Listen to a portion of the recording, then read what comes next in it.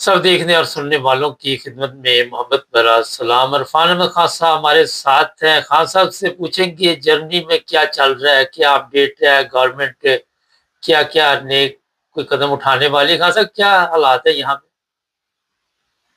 پہ؟ صاحب کل 6 مئی تھی جی, اور میتھس کو چانسلر کو پورا 1 سال ہو گیا ہے حکومت کرتے ہوئے, ویسی ہے چانسلر. تو کل کا دن جرمنی میں کافی ہنگامہ پرور تھا اس لحاظ سے کہ ہر جگہ یہ ڈسکشن اس 1 سال کو میں جو گزرا ہے اس کے بارے میں ٹی وی پروگرام بھی ہو رہے تھے, سیمینار بھی ہو رہے تھے. میتھس نے 3 جگہ پہ مختلف جگہوں پہ انٹرویو دیے اپنے 1 سال کے دوران. اور جو تجزیہ نگار ہیں بڑے بڑے اخبارات میں لکھنے والے, وہ بھی اس میں اس کے رائے کا اظہار کر رہے ہیں کہ بھئی یہ گورنمنٹ جو ہے ان میں آپس میں اختلافات بہت زیادہ ہیں اور یہ شاید انتخابات تک حکومت نہ چل سکے. یہ اتحاد جو ہے یہ غیر سلطنتی اتحاد ہے اور یہ ٹوٹ جائے گا, اور جس کے اثرات جو ہیں جرمن کی سیاست پہ بھی پڑیں گے اور جرمن کی معیشت پہ بھی پڑیں گے. یہ فریڈریش میرز صاحب نے کو جب چانسلر بنے ہیں, آپ کو پتا ہے کہ ان کا پہلا الیکشن جو ہے اس میں یہ کامیاب نہیں ہوئے تھے. بالکل. تو پھر دوبارہ ووٹنگ ہوئی چند دنوں کے بعد, تو پھر انہوں نے لیفٹسٹ کو ساتھ ملا کے تو پھر ووٹ جو ہے وہ پورے کیے تھے. اور ان میں جو سی ایس یو ہے, جو بائرن کی پارٹی ہے, ان کی اور ایس پی ڈی کی بہت زیادہ آپس میں باتوں پر اختلافات ہیں اور کوئی کام جو ہے وہ مطلب دنوں میں آگے نہیں بڑھتا, مہینوں ڈسکشن کرنی پڑتی ہیں تب جا کے جو ہے وہ دونوں ہی پارٹیاں سخت موقف رکھتی ہیں. اور وزارت خزانہ کیونکہ سوشل ڈیموکریٹک کے پاس ہے تو ظاہر بات ہے وزارت خزانہ کا اہم پوسٹ ہے, تو سارا ہر معاملے میں پیسہ انوالو ہوتا ہے, تو اس میں بھی ہر جگہ جو ہے وہ رکاوٹ بنتی چلی جاتی ہے. دوسرا یہ ہے کہ فریڈریش میرز صاحب جو ہی بنے ہیں چانسلر, ایک تو یہ ہے کہ بھائی جو یوکرائن کی جنگ تھی اس میں بہت زیادہ خرچ انہیں کرنا پڑ گیا. پھر دوسرا اسٹیپ یہ اٹھایا گیا کہ امریکہ کے ساتھ تعلقات جو ہیں وہ یورپی یونین کے نیٹو ممالک کے خراب ہونے شروع ہوئے, جس کی وجہ سے بہت بڑی انویسٹمنٹ ان کو اپنی دفاع کے اوپر خرچ کرنی پڑی, نئی آرمی بنانے کے لیے خرچ کرنی پڑی. جو وعدے انہوں نے کیے تھے کہ ہم معیشت کو بہتر کریں گے, یہ سہولتیں دیں گے, اس کے لیے پیسہ نہیں بچا. بظاہر ہے ملک کی حفاظت جو ہے وہ امپورٹنٹ ہے. تو یہ ساری باتیں جو ہیں کل ڈسکشن میں سارا دن جرمنی پہ چلتی رہی ہیں اور لوگ وریڈ ہیں اس معاملے میں کہ بھئی ہماری معیشت جو ہے وہ جرمنی کی اسٹاپ. اوپر سے ٹرمپ صاحب نے دوبارہ 25% جو ہے وہ ڈیوٹی لگا دی ہوئی ہے ٹرکس اور جرمن کاروں کے اوپر. تو یہ مارکیٹ بھی اس لحاظ سے بھی جرمنی کو ایک دھچکا لگے گا کہ وہاں پہ اب امریکہ بہت بڑی مارکیٹ ہے جرمن کاروں کی, اور ظاہر بات ہے کہ وہاں جب 25% چیزیں مہنگی ہو جائیں, 15 سے پہلے 25 کی تھی پھر 15 کی, اب دوبارہ 25 میں چلے گئے ہیں, تو ظاہر بات ہے کہ اس کا اثر جو ہے جرمن معیشت پر پڑے گا. اور دوسرا یہ ہے کہ جو رائٹسٹ لوگ ہیں وہ اب تک تو جرمنی میں انتہا پسند ہوگی اس طرح آرگنائز ہو کے سڑکوں پر نہیں کرنا چاہیے, لیکن اس قسم کی کاروائیاں نہیں کر رہے تھے جس قسم کی کاروائیاں شروع کر دی گئی.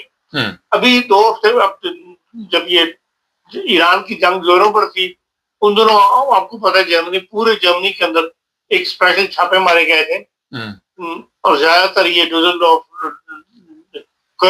ڈورٹمنڈ اس علاقے کے اندر.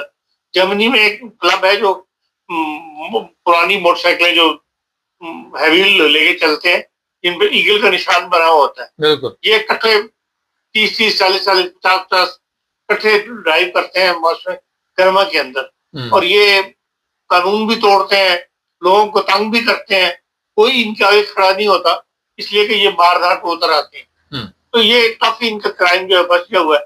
ابھی موسم کیونکہ شروع ہوا ہے, ابھی 2 ہفتے پہلے ان کے اوپر چھاپے مارے گئے ہیں, ان میں بہت سارے لوگوں کو گرفتار کیا گیا ہے. اور کل رات بھی جو ہے جرمنی کے اندر ایک نئی پارٹی بنی تھی یوتھ کی, جرمن یوتھ اس کا نام ہے, ینگ اینڈ اسٹرانگ, آپ اس کا ترجمہ یہ کر سکتے ہیں جو پارٹی کا نام ہے. ان کو 2 سال سے پولیس جو ہے وہ فالو کر رہی تھی, کہ بھئی ان کی ایکٹیویٹیز جو ہے اپنی انٹرنیٹ وغیرہ کے اوپر وہ دیکھ رہے. تو کل وہاں پر انہوں نے جرمنی کے 12 صوبوں میں 36 جگہ جو ہے وہ چھاپے مارے. 600 پولیس افسر اس کے اندر شامل تھے. ان کے کافی بندے جو گرفتار کیے ہیں اور ان کی جو ایکٹیویٹیز تھی جو ان کی پلاننگ تھی اس کے تحت اس کو ناکام کرنے کے لیے. تو اس قسم کے معاملات بھی جو ہے وہ جرمنی میں پہلے سے زیادہ بڑھ رہے ہیں, جس کا اثر باہر جرمنی کی سوسائٹی پہ پڑتا ہے, معیشت پہ بھی پڑتا ہے. اور اب جو کچھ ایک سال میں حکومت نے پاس کیا تھا ڈسکشنز کرنے کے بعد, ایک تو عام سے زیادہ وقت لگا, زیادہ ٹائم دے کے انہوں نے برگر گل کا پاس کیا, ہیلتھ انشورنس کا پاس کیا, اسی طرح آپ کی پینشن کے معاملات پاس کیے. اور وہ اس لیے زیرو ہو گئے کہ بھئی انرجی کے اوپر بہت زیادہ, انرجی کے بغیر کوئی چیز چلتی نہیں, اور بہت زیادہ مہنگا جو ہے, ہر چیز مہنگی ہے انرجی کے اندر, پیٹرول بھی اور بجلی بھی اور گیس بھی. تو وہ دوبارہ سے مطلب جو ترقی جو سہولتیں دی تھیں وہ بھی ختم ہو کے رہ گئی ہیں. اب دوبارہ سے وہی ڈسکشن جو ہے شروع ہو گئی ہوئی ہیں. بہرحال اس لحاظ سے کل کا دن جرمنی میں کافی سیاسی ڈسکشنز کا دن تھا, اور فرینچ میچ کو بھی کافی لوگوں نے جو ہے تنقید کا نشانہ بنایا ہے کہ بھئی وہ جس قسم کی باتیں کرتے تھے کہ بھئی ہم یہ کر دیں گے وہ کر دیں گے, وہ کرنے میں کامیاب نہیں ہوئے. لیکن اس کے ساتھ ساتھ یہ بھی ڈسکشن میں آ رہی ہے بات کہ جرمنی میں سیاسی لیڈر پیدا نہیں ہو رہے. اگر فریڈریش میرز نہیں ہے تو اس کے مقابل میں کوئی دوسرا ایسی پرسنالٹی بھی سامنے نہیں آ رہی جس کے اوپر لوگ کہہ سکے کہ ہاں یہ انگلی اٹھ جائے کہ چلے اگلا چانسر یہ ہوگا تو جرمنی حالات بدل دیں گے. کسی بھی سیاسی پارٹی میں وہ کہتے ہیں کوئی ایسی قیادت سامنے نہیں آ رہی جس کے اوپر جیسے لیڈر جرمنی نے پیدا کیے ہوئے کہ ہم ان پر انحصار کر سکیں یا وہ جرمنی کو آگے لے جا سکیں. اور اس قسم کے حالات جو ہیں جرمنی میں سرگزشت کا سامنا ہے لوگوں کو. حضرت ایک سال میں کوئی اہم فیصلہ کیا ہو جو کرنے کے بعد نافذ بھی ہوا ہو, کوئی ایسا فیصلہ اس گورنمنٹ کا ہے؟ لیکن 2-3 فیصلے تو ان کے جو ہے برگر گل کا فیصلہ ہے, جو ہیلتھ انشورنس کا فیصلہ ہے, یہ ایسے فیصلے انہوں نے کیے لیکن ہاؤس سال کے کافی کی. لیکن یہ کہ وہ ان کی اہمیت ختم ہو کے رہ گئی اس لیے کہ مہنگائی اس تیزی سے بڑھ گئی ہر شعبہ زندگی کے اندر, تو چیز ختم ہو کے رہ گئی ان کی, اس کا کوئی فائدہ عوام تک نہیں پہنچ سکتا. جی ہاں صاحب, آپ دیکھ رہے ہیں کہ اگر یہ گورنمنٹ نہ چلی تو دوبارہ الیکشن؟ دیکھیں لوگ تو یہی تبصرے کر رہے تھے جو کل میں نے سنے کہ جمع زمین بھی چھپ رہے ہیں, ان میں بھی کل یہی ذکر تھا کہ بھئی یہ لوگوں کا خیال یہی ہے کہ یہ گورنمنٹ پورے 4 سال نہیں کر سکے گی, اس سے پہلے یہ اتحاد ٹوٹ جائے گا. اور اس کی وجہ جو ہے وہ ایس پی ڈی اور سی ایس یو ان دونوں کے درمیان جو بہت زیادہ فرق ہے, جس طرح یہ اپنی بات پہ اڑ کے مشکلات پیدا کر رہے ہیں 4 سال کے لیے, تو اس کی وجہ سے وہ کہتے ہیں کہ شاید وقت سے پہلے الیکشن ہو جائے.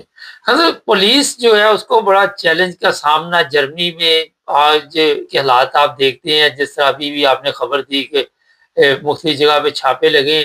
اس سے پہلے بھی ڈسلڈورف کے علاقے میں پولیس کے چھاپے لگے, کسی جگہ پہ غیر ملکی ملوث ہوتے ہیں, کسی جگہ پہ غیر ملکیوں کی اسمگلنگ کا بھی کام چلتا ہے, وہاں بھی چائنیز مائنیز دوسرے لوگوں کو پکڑ کر اس میں اضافہ ہوتا جا رہا ہے, کمی نہیں ہو رہی اتنے بڑے آپریشن کرنے کے باوجود بھی. یہ بات آپ کی درست ہے کہ جرمن کے اندر کرائم مسلسل بڑھ رہا ہے, جبکہ جرمن پولیس یا جرمن جو ہے زیادہ سے زیادہ اس پر کافی آنکھیں رکھے ہوئے ہیں اور بڑی کوششیں کر رہے ہیں. لیکن جرمنی کا یوتھ جو ہے نا وہ کافی حد تک بگڑ رہا ہے, اور آپ دیکھ لیں کہ یونیورسٹی کے اندر بھی غیر ملکی طلباء زیادہ آ رہے ہیں, اور جرمن اپنے جو ہے ان کے نوجوان ہیں وہ یونیورسٹی تک نہیں پہنچ رہے. اس سے پہلے ہی پڑھائیاں ختم کر دیتے ہیں, یا ابھی بھی کرنے والوں کی تعداد جو مسلسل گر رہی ہے, اور جس کی وجہ سے یہ سب نوجوان جو ہے زیادہ تر کرائم کی طرف بڑھ رہے ہیں, جو جرمنی کے لیے ایک پریشان کن صورتحال کا سامنا کرنا پڑ رہا ہے. حضرت آخر پہ تھوڑا سا اس میں انٹرنیشنل آتی شامل کر لیتے ہیں, کیا چل رہا ہے ٹرمپ صاحب کا آج کل معاملہ؟ پھر کوئی ٹھنڈ پروگرام ہوا, کوئی راستہ کھول رہی ہے, یہ نہ کہ اسی طرح وقت گزرتا جائے بعد میں پتہ چلے جی जो हमारे पास स्टॉक था तेल का वो भी खत्म हो गया।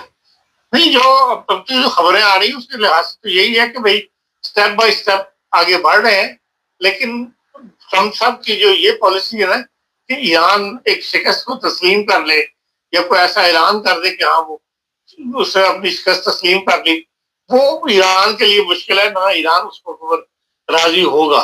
लेकिन यह है कि बहरहाल इस वक्त पूरी दुनिया इन्वॉल्व है, बड़ी बड़ी जो ममालिक है, सरहदी ममालिक है, वो भी अब ईरान के साथ राब्ते में है और सब ये चाहते हैं कि ये मसला हल हो जाए।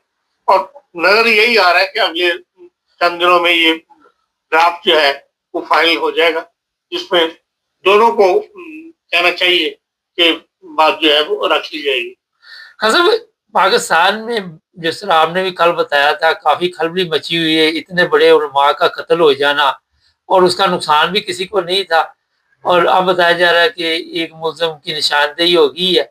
तो किस हद तक वहां पे जो पुरअमन लोग हैं वो भी आप देखते हैं कि महफूज नहीं है? पाकिस्तान में ऐसा है कि क्राइम दुनिया में हर जगह बड़ा है, पाकिस्तान के अंदर यह है कि मजहबी तहफ़्फ़ुज़ ज्यादा है, इस लिहाज से एक मजहबी तहफ़्फ़ुज़ है, दूसरे तालिबान का डर जो है वो हर वक्त खौफ मौजूद रहता है। उनको कहाँ से मदद मिलती है जो भी है, इससे मुल्क के अंदर बदअमनी बढ़ती है, लोग अनसेफ हो रहे हैं। इस लिहाज से पाकिस्तान के अंदर भी अनसेफ्टी जो है उसकी तरफ भी फिक्र करनी ये भी हुकूमत की जिम्मेदारी है। लेकिन अभी तक तो हुकूमत जो है इंटरनेशनल मामलात में इस तरह उलझी हुई है कि इस तरफ उनका ध्यान जो है वो नहीं जा रहा। लेकिन बहरहाल ये अमन मुआयना हो जाने के बाद अगर पाकिस्तान को अपने मुल्क के अंदर भी जो है वो अमन बहाल करने के लिए, शहरियों को हकूक देने के लिए और जो मुकामी लोगों की शिकायत उनको दूर करने की तरफ जो है हुकूमत को तवज्जो देनी चाहिए। जी, बहुत शुक्रिया खान साहब। अच्छा जी, खान साहब का 20 मिनट का ब्रेक था। असल में जो वहाँ पे कुअर पे जाते हैं ना, उसमें बाकायदा उनका अपना प्रोग्राम होता है मुख्तलिफ तरीकों के साथ, जिस हिसाब से जो भी बंदा है, किसी को टांग का प्रॉब्लम है, जो भी वर्जिश वगैरह करवाई जाती है। तो खान साहब ने मुझे फिर मैसेज लिखा और कल खान साहब के लिए दुआ भी बहुत लोगों ने की। हमारा शुक्रिया सबका।